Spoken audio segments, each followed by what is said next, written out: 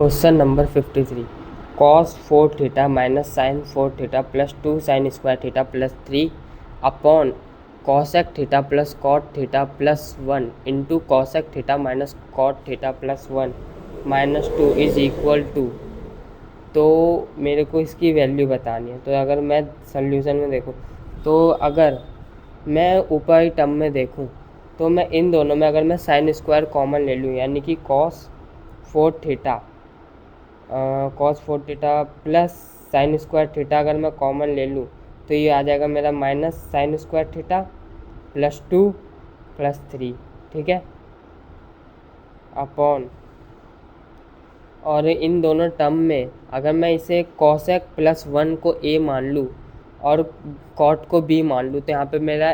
a plus B और a minus B का formula लग जाएगा। यानी a को मैं ये इन दोनों को a मान लेता हूँ और कॉट को b मान लेता हूँ, यानी कि ये दोनों मेरा a हो गए और कॉट मेरा b हो गया, यानी माइनस कॉट। यानी कि कॉसेक थीटा प्लस 1 का whole square minus cot square theta minus 2, मेरा इस इन दोनों को मैं इस फॉर्म में लिख सकता हूँ, ठीक है। अब अगर मैं ऊपर देखूँ तो ऊपर वाली टर्म में मैं मेरा 1 माइनस साइन स्क्वायर थीटा को मैं क्या लिख सकता हूँ, कॉस स्क्वायर थीटा, यानी कि cos 4 theta plus sign square theta. इसे मैं लिख सकता हूँ cos square theta plus 1 plus 3, ठीक है ना। अब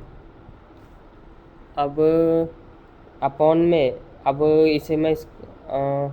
अब मैं 1 अगर मैं इन दोनों में माइनस कॉमन ले लेता हूँ, नीचे वाली टर्म में अगर मैं माइनस कॉमन ले लेता हूँ, यानी कि कॉसेक थीटा प्लस 1 का होल स्क्वायर माइनस कॉमन ले लिया मैंने, तो ये आ गया कॉट स्क्वायर थीटा प्लस 2, ठीक है ना। अब मेरे को अब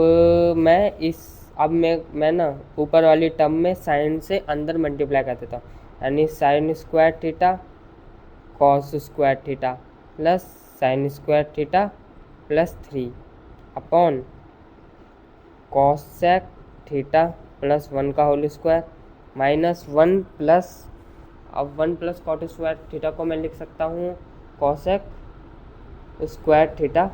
प्लस 1, ठीक है ना। अब ऊपर वाली टर्म में अगर मैं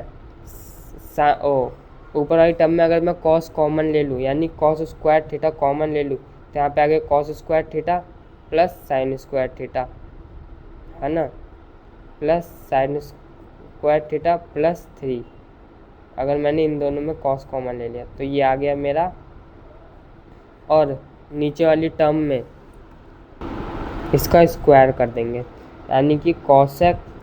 square theta plus 1 minus 2 cosec theta minus cosec square theta minus 1, और सॉरी यहाँ पे प्लस आएगा क्योंकि प्लस है बीच में, इसलिए। अब कॉसेक स्क्वायर से कॉसेक कट गया, 1 से 1 कट गया। अब ये टर्म तो मेरी 1 हो जाएगी, यानी cos square theta plus sign square theta plus 3 upon 2 cosec theta, ये भी 1 हो गया, यानी 1 प्लस 3 अपॉन 2 कॉसेक थीटा, यानी यहाँ तो 4 आ जाएगा और 4 से ये कट जाएगा, यानी 2 ऊपर बचेगा, नीचे बचेगा कॉसेक थीटा। अब मैं कॉसेक 1 अपॉन कॉसेक को मैं लिख सकता हूँ 2 साइन थीटा, और ये मेरा आंसर है।